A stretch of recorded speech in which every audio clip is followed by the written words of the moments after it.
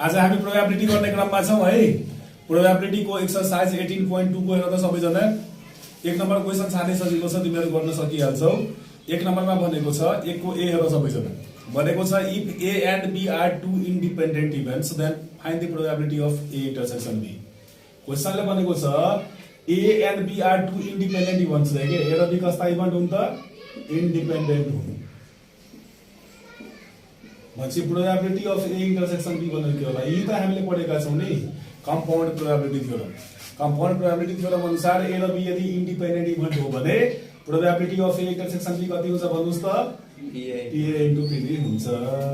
थाहा छ, यी कुरा लेख्नु पर्दैन है त। त्यस्तै बी नम्बरमा भनेको छ कि एक्स वाई जेड तीनटा इन्डिपेन्डेन्ट इभेन्टहरु छन् भने एक्स वाई जेड है तीनटा इन्डिपेन्डेन्ट मानेको इन्डिपेन्डेन्ट इभेन्ट्स छन् भने probability of getting X intersection Y intersection Z भनेको के होला? यो भनेको px into py into pz होला। पछि यसले थ्योरमको स्टेटमेन्ट सोधेको मजाले बुझिरहेछ? एक नम्बर गर्नु परेन। Move to question number 2। Question number 2 देखि हेरौँ है।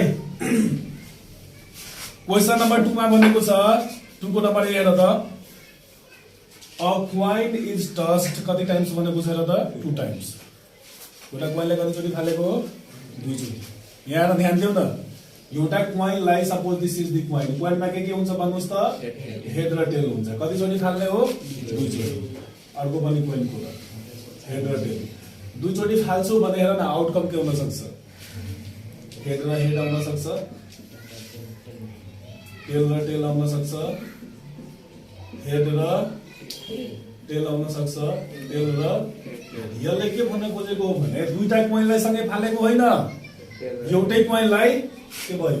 टेल र टेल। टेल र टेल लेख्न पाइन्छ? यस सर। त्यो टेल र टेल लेख्या थिए। यहाँ टेल र टेल हेर्न। हेड र हेड, टेल र टेल, हेड र टेल र टेल र चारटा हुन्छ। सुन्न यहाँ के भन्दैछु म। दुईटा क्वाइनलाई सँगै फालेको होइन, एउटै क्वाइनलाई के गरेको हो? 2 चोटी फालेको। पछि यो भनेको पहिलो चोटी हेड र दोस्रो चोटी पनि हेड आउने। यो भनेको पहिलो पल्ट टेल र दोस्रो पल्ट पनि टेलै आउने। यो भनेको पहिलो पल्ट हेड र दोस्रो पल्ट टेल आउने।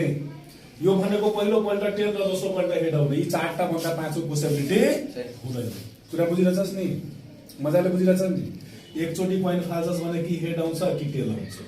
फेरि अर्को चोटी क्वाइन फाल्छस् भने कि हेड आउँछ कि टेल आउँछ।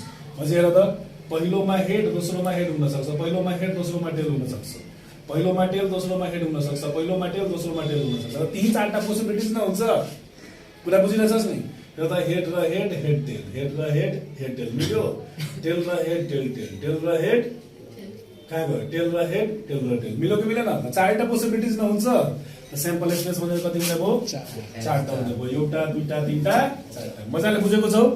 दुईटा क्वाइन सँगै फाल्दा पनि स्याम्पल स्पेस के अरे इभेन्टहरु यिनै हुन्थ्यो, आउटकम्सहरु यिनै हुन्थ्यो। बुझिरहेछौ? त्यहाँ भनेको पहिलोमा हेड र दोस्रोमा हेड भनेर भन्थ्यौं। यहाँ 2 चोटी फालेको छ भने फर्स्ट टाइम हेड र सेकेन्ड टाइम हेड भनेर भन्छौं के। पछि लेख्ने तरिका एउटै हुन्छ तर भन्ने तरिका फरक हुन्छ। कुरा बुझ्यौ? एकैचोटी दुईटा क्वाइन फालेको छ भने पहिलोमा हेड दोस्रोमा हेड भन्ने हो, तर एउटै क्वाइनलाई 2 चोटी फालेको छ भने पहिलो चोटी हेड र दोस्रो चोटी हेड भन्ने। मजाले बुझ्यौ? बुझिरहेछ नि मैले के भन्न खोजिरहेको छु? एनीवे दुईटै केसमा स्याम्पल स्पेस भनेको कति हुँदो रहेछ? 4 हुँदो रहेछ। त हामीले यसरी लेख्ने here cardinality of sample space, cardinal number of sample space equal to कति हुने भयो? 4 हुने। अब एक नम्बरमा भनेको छ both the outcomes are head रे के। नाउ एक नम्बर क्वेशनमा भनेको छ दुईटै आउटकम्स हेड हुनेको प्रोबेबिलिटी निकाल। त तिम्रो इभेन्ट एनई भनेको ई भनेको इभेन्ट, यो इभेन्ट भनेको क्वेशन हो के। क्वेशनले के भनेको छ? दुवै के हुनु पर्ने रे? हेडै हुनु पर्ने। दुवै हेड कतिवटामा छ? एउटामा त छ नि। अन्त कतै देखिरहेछौ? अन्त कतै दुवैमा हेड छ, एउटामा मात्रै छ नि। त एनई भनेको एक नम्बरको लागि कति रहेछ? 1 रहेछ। पछि पीई भनेको कति हुने भयो? हामीलाई थाहा छ। प्रोबेबिलिटी भनेको त एनई बाइ एनएस हो। त एनई को भ्यालु कति निकालेर रहेछौ? 1। एनएस भनेको कति छ? 4.4 इज द आन्सर। मजाले बुझ्नु भयो? 2 नम्बरमा के भनेको छ? ध्यान दिएर सुन्नुस् के, बुझ्ने हो के म्याटर। 2 नम्बरमा भनेको छ the first is head and the second is tail रे क्या। फर्स्ट चोटी हेड आउनु पर्ने, सेकेन्ड चोटी टेल। हेड र टेल न खोज्यो यसले हेड र टेल खोज्यो हेड र टेल कहाँ छ खोज्नुस् त बाबुहरु हेड र टेल भनेको त यिन छ कतिवटा मान्छ एउटै मान्न छ त यहाँ पनि इभेन्ट इको कार्डमा डी इक्वल टु कति हुने भयो 1 हुने भयो there probability of getting event equal to कति हुने भयो भन्नुस् त है त here is the event of getting head first times and tail second times head in the first toss and tail in the second toss बुझिरहेछस् कुरो okay number 3 मा हेर्नुस् त सबैजना नम्बर 3 मा क्वेशनले के भनेको छ एटलिस्ट वन टेल रे के कम्तीमा एउटा टेल पछि एक भन्दा बढी हुन पाउँछ एक अथवा एक भन्दा बढी हुन पाउँछ एक भन्दा कम हुन पाउँदैन त एटलिस्ट वन भनेको चाहिँ यहाँ त दुईटैमा टेल छ हेड भनेको छ कि टेल भनेको छ र त टेल भनेको छ एटलिस्ट वन टेल भनेको कम्तीमा एउटा टेल त एउटा यो भयो यहाँ पनि टेल छ यहाँ पनि टेल छ तीनटामा टेल छ नि पछि एटलिस्ट वन टेल वाला कतिवटा रहेछ घटीमा एउटा टेल पछि बढाउन पाइयो घटाउन पाइएन बुझिरहेछ नि एटलिस्ट भनेको लोअर बाउन्ड दिएको छ बढाउन पाइन्छ घटाउन पाइदैन त यो केसमा इभेन्टको कार्डिनलिटी भनेको कति हुने भयो तीन ठाउँमा टेल देखिरहेको छु म 3 प्रोबेबिलिटी अफ इक्वल टु कति हुने भयो कसको पालाको बाजेकै पालाको 3/4 एनी बाइ एन हैन र 4 नम्बर क्वेशन हेर्नुस् त मेरा प्यारा मित्रहरु 4 नम्बर क्वेशनले भनेको छ के भनेको छ at most one head at most भनेको बडीमा यो भन्दा माथि जान पाइदैन घट्न पाइयो एट मोस्ट के भनेको छ 1 पछि 1 भन्दा बढी लिन पाइएन एउटा पाला लिन पाइयो एउटै पनि नभएको लिन पाइयो एट मोस्ट वन हेड भनेको बडीमा एउटा हेड त बडीमा एउटा हेड भनेको यहाँ हेर्न दुईटा हेड वाला लिन पाइएन यो भन्दा माथि त जान पाइएन नि अनि यो भन्दा तलको दुईटा टेल वाला पनि लिन पाइयो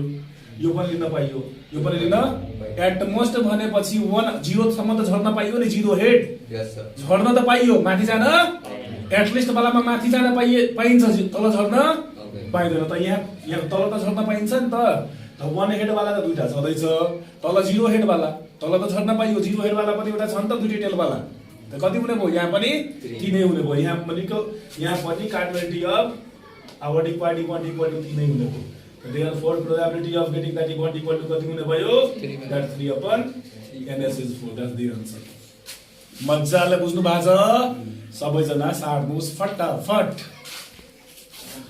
क्रममा छौं हामी प्रोबेबिलिटी को क्वेशन नम्बर एक्सरसाइज 18.2 को 18.2 को क्वेशन नम्बर 2 को बी गर्ने वाला छौं हामी क्वेशन नम्बर 2 को बी मा भनेको छ कि what is the probability of getting 3 on the die and head on the coin when a die is rolled and a coin is tossed simultaneously यहाँ के भनेको छ भने एउटा डाई छ डाई भनेको लुडो त खेलेको होला लुडोको स्ट्राइकर है यो भनेको डाई हो यस्तै त हुन्छ अनि एउटा क्वाइन पनि भनेको छ एउटा क्वाइन हामी सबलाई थाहा छ क्वाइनमा के हुन्छ भन्नुस् त दुईटा फेस हुन्छ एउटा हेड हुन्छ र अर्को टेल हुन्छ र डाईमा कतिवटा हुन्छन् 1 2 3 4 5 6 वटा हुन्छ हैन 6 सम्म लेखेको हुन्छ मजाले बुझ्नु भएको छ त क्वेशनले भनेको छ कि एउटा डाई र एउटा क्वाइनलाई सँगै फाल्ने हो भने if a die and a coin are thrown simultaneously सँगै फाल्ने हो भनेदेखि find the probability of getting 3 on the die and head on the coin है die मा कति आउनु पर्ने 3 आउनु पर्ने र coin मा कति आउनु पर्ने के आउनु पर्ने भन्नुस् त हेड आउनु पर्ने यो एन्ड भनेको छ है यसको प्रोबेबिलिटी गर्नुस् एभ्रीवन कन्सन्ट्रेट हियर ध्यान दिएर सुन एउटा डाई र एउटा coinलाई सँगै फाल्ने हो भने एकदम यो सबै कन्सेप्ट छ के यसमा बेसिक कन्सेप्टहरु जुन सिकाएको छु मैले सारा कन्सेप्ट यसमा छ एउटा डाई र एउटा क्वाइनलाई सँगै फाल्ने हो भने डाईमा 3 आउने एन्ड भनेको छ एन्ड र अरमा एकदम विचार गर्न यहाँ अड पनि बन्न सक्थ्यो सेम क्वेशनमा अड पनि बन्न सक्थ्यो है एक्जाम एसएलसी मा सोध्छ त्यसो एसई एक्जामिनेसनमा अड राखेर पनि सोध्छ है त अड राखेर पनि सोध्न सक्छ एन्ड राखेर पनि सोध्न सक्छ त क्वेशनले भनेको छ कि डाईमा 3 आउने र क्वाइनमा हेड आउने प्रोबेबिलिटी निकाल एन्ड भनेको छ यो केसमा त हेर न प्रोबेबिलिटीको लागि हामीलाई दुईटा कुरा चाहिन्छ एउटा cardinal number of sample space चाहियो र एउटा कार्डिनल नम्बर अफ यो इभेन्ट पछि फर्स्टमा 3 आउने र सेकेन्डमा हेड आउने इभेन्टको कार्डिनल नम्बर चाहियो मजाले बुझिराख्नु भएको छ नि कुरो स्याम्पल स्पेस निकाल्ने तरिका सिकाएको छु यो डाइमा जम्मा फेस कतिवटा हुन्छ भन्नुस् त 6 वटा क्वाइनमा जम्मा कतिवटा डिनोमिनेसन छन् भन्नुस् दुईटा फेसेसहरु छन् हैन त दुवैटा सँगै फाल्ने हो भने स्याम्पल स्पेस हुनलाई त गुणा गर्छौं नि हामी 6 * 2 गर्दा कति हुने भयो 12 हामी हिसाब यसरी थाल्छौं here cardinality of sample space is कति रे 6 * 2 गर्दा कति हुने भयो 12 मजाले बुझ्नु भएको छ यदि दुईटा डाइ नै फालेको थियो भने कि 6 * 6 गरेर कति हुन्छ 36 दुईटा क्वाइन नै फालेको थियो भने 2 * 2 गरेर कति हुन्थ्यो 4 यहाँ एउटा डाइ र एउटा क्वाइन फालेको छ 6 * 2 गरेर 12 चाहिँ मल्टिप्लाई गर्ने मजाले बुझिरहेछ सबैले अब सुन एनई भनेको सुन न क्वेशनले के भनेको छ एनई भनेको त के हो एनई भनेको फर्स्टमा के आउने रे 3 आउने फर्स्टमा 3 आउने एनई भनेको फर्स्टमा 3 आउने है अनि सेकेन्डमा के आउने 8 आउने 3 र h न चाहियो तिमीलाई त 3 र h त एउटै त हुन्छ नि यो टोटलमा 3 र h कति हुन्छ एउटै न हुन्छ मजाले बुझिरहेछ सबैले हेर त एनई भनेको त तिम्रो एउटा मात्रै हुन्छ ए बाबा 1 सँग h आउला 2 सँग h आउला 3 सँग h आउला बुझिरहेछस् नि हैन 4 सँग के रे 1 सँग 4 सँग h आउला 5 सँग h आउला 6 सँग h आउला हैन 1 सँग t आउला 2 सँग t आउला 3 सँग t आउला यसरी 12 वटा नै हुन्छ 12 वटा मध्ये 3 र h कति वटामा हुन्छ एउटा मात्रै हुन्छ नि फर्स्टमा 3 आउने र सेकेन्डमा 8 आउने भनेको त एउटा मात्रै छ इभेन्ट कति हुने हो 1 हुने हो त therefore probability of getting event भनेको हामीलाई के थाहा छ यो भनेको त एनी बाइ ns हो एनी भनेको कति निकालेका छौं भने ns भनेको कति रहेछ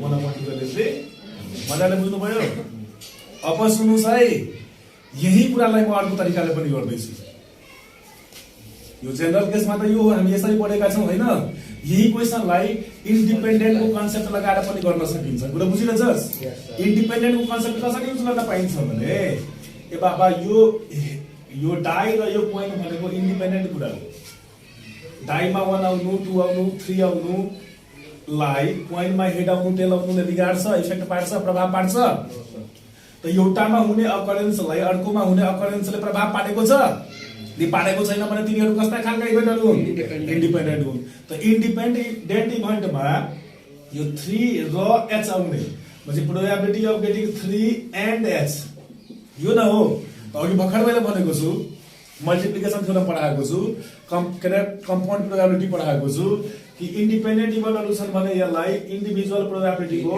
प्रोडक्टको रूपमा लेख्न पाइन्छ p3 * ph लेख्न पाइन्छ मजाले बुझिरहेछौ अब सुन्नुस् त यता पनि हेर्दै नहेर्नुस् यो यसलाई छुट्टै इभेन्ट के छ र यसलाई छुट्टै केस मानेर ट्रिट गर्नुस् यो केसमा 3 आउने प्रोबेबिलिटी कति भन्नुस् त 3 त एउटा मात्रै छ नि र स्याम्पल स्पेस भनेको कति छ यो केसमा 6/6 अनि यो केसमा हेर्नुस् त हेड आउने प्रोबेबिलिटी कति नि हेड त एउटा मात्रै छ नि हेड भनेको एउटा छ अनि स्याम्पल स्पेसमा कतिवटा एलिमेन्ट छ दुईटा छ हैन 1/2 हुनेको भन्छ यो हिसाबले पनि हेर्नुस् त p3 को भ्यालु कति p3 को ठाउँमा के लेख्न पाइन्छ 1/6 लेख्न पाइन्छ ph को ठाउँमा के लेख्न पाइन्छ 1/2 लेख्न पाइन्छ गुणा गर्दाखेरि उही 1/2 को अघि भएन दुई तरिकाले गर्न सकिएको कि सकिएन लेख्नुस् एक तरिकाले यसरी अब अल्टरनेटिभ अर्को तरिकाले दुईटै तरिकाले सिकाउँछु फेरि लेखेर देखाउँछु हेर्नुस् त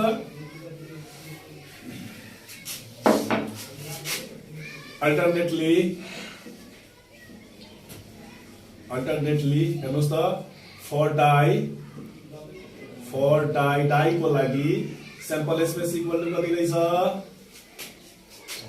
6 वटा छ डाइमा फेस होइन स्याम्पल स्पेस 6 हुने भयो प्रोबेबिलिटी अफ गेटिङ n3 भनेको 3 कतिवटा हुँदो रहेछ त्यहाँ एउटा मात्रै हुँदो रहेछ त्यो बुझ्नुस् है एबीसीडी लेखे पनि हुन्थ्यो अब यहाँ ए लेखेको थियो भने लेख्नु पर्यो let E denote the getting event getting 03 only type भनेर लेख्नु पर्यो हैन त्यो भन्दा मैले यस्तो छोटो लेख्ने n3 = कति 1 देयरफोर p3 = कति हुने भयो 1/3 यस्तै गरेर for coin 1/6 print mistake for coin को लागि हेर्नुस् त स्याम्पल स्पेस भनेको कति हुने भयो ns भनेको कति हुने भयो अनि हेड कतिवटा छ हेड भनेको एउटा मात्रै छ therefore probability of getting head = कति हुने भयो 1/2 हुने भयो त हेन्स हामीले न यो निकाल्नु छ यो न यो निकाल्नु छ हामीले निकाल्नु के छ दुईटाको इन्टरसेक्सन निकाल्नु छ के निकाल्नु छ भन्नुस् त 3 इन्टरसेक्सन h निकाल्नु छ इन्डिपेन्डेन्ट इभेन्ट भएको नाताले इन्डिभिजुअल प्रोबेबिलिटीहरुको प्रोडक्ट लेख्न पाइन्छ यहाँ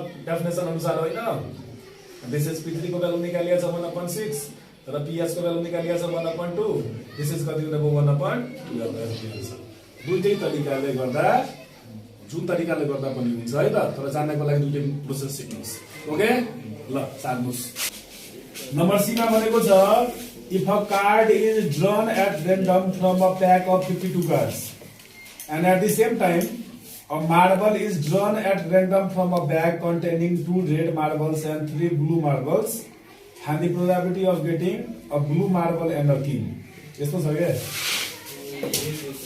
यहाँलाई एउटा तासको गड्डी छ यस्तो हैन तासहरु छन् यहाँ हेर्न यहाँ ब्रिज नै रह ध्यान दिएर हेर्न एउटा तासको सेट रहेछ के डेक अफ कार्ड रहेछ हैन अनि अर्को भने एउटा झोला रहेछ त्यो झोलामा नि मार्बल्सहरु छन् कति कतिवटा हेर्दा एकचोटी तीनटा के दिएको छ तीनटा ब्लू दुईवटा रेड दुईटा रेड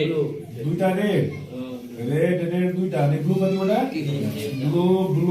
ब्लू तीनटा यहाँ ध्यान दिएर सुन के एउटा झोलामा 5 वटा मार्बल्सहरु छ र एउटा तासको सेट रहेछ अब तासबाट के जित्नु पर्ने रे हेर त के भनेको छ किङ जित्नु पर्ने अनि यहाँबाट के जित्नु पर्ने हेर त ब्लू मार्बल एउटा ब्लू मार्बल जित्नु पर्ने और भनेको छ एन्ड भनेको छ एन्ड भनेको छ बीचमा एन्ड भनेको छ यहाँ दिनु न एन्ड यो बिटाको एन्ड के ध्यान दिएर सुन क्वेशनले भनेको छ कि यो एक सेट तास रहेछ रे अनि एउटा झोलामा 5 वटा मार्बल्स रहेछ तीनटा ब्लू मार्बल छ दुईटा रेड मार्बल छ अब यहाँबाट एउटा तास फुट्नु पर्ने र यहाँबाट एउटा मार्बल जित्नु पर्ने त्यसो गर्दाखेरि यो यहाँबाट चाहिँ किङ आउने सम्भावना र एन्ड छ है ध्यान दिने और पनि हुन सक्थ्यो और छ भने युनियन है टोटल प्रोबेबिलिटी र एन्ड छ भने इन्टरसेक्सन कम्पाउन्ड प्रोबेबिलिटी पढाएको छु नि यहाँबाट एउटा ब्लू मार्बल आउने प्रोबेबिलिटी के होला निकाल्नु यो पनि इन्डिपेन्डेन्ट केस हो के किनकि यहाँबाट तासमा एक आउने कुरालाई अथवा बादशाह आउने कुरालाई मिसी आउने कुरालाई झोलाबाट गोल के रे रातो आउने अथवा ब्लू आउने कुराले प्रभाव पार्छ ए बाबा यहाँबाट आउने चीजलाई यहाँबाट आउने चीजले प्रभाव पार्दैन नि एउटाको अपरेन्सलाई अर्कोको अपरेन्सले प्रभाव पारेको छैन भने तिनीहरू कस्ता खालको केस हुन् इन्डिपेन्डेन्ट इभेन्ट्सहरु हुन् इन्डिपेन्डेन्ट इभेन्टमा के पढाएको छु PA * PB भनेको के पढाएको छु PA * PB हुन्छ इन्डिभिजुअल प्रोबेबिलिटीको प्रोडक्टसँग बराबर हुन्छ पढाएको छु किन पढाएको छु त्यसैले नै बदो रहेछ मल्टिप्लिकेसन थ्योरम अथवा कम्पाउन्ड प्रोबेबिलिटी बुझ्यौ त त्यही कुरो लगाउनु छ यहाँ हेरौ त सबभन्दा पहिला तासको लागि फर कार्ड्सको लागि यसको लागि तास जम्मा कतिवटा हुँदो रहेछ 52 वटा सबै थाहा छ त्यसमा किङ न बनेको छ किङ कतिवटा हुन्छ बाबु भन्छ 4 वटा अरे सब थाहा रहेछ तासमा त चाहिँ के रहेछ रोज खेलेको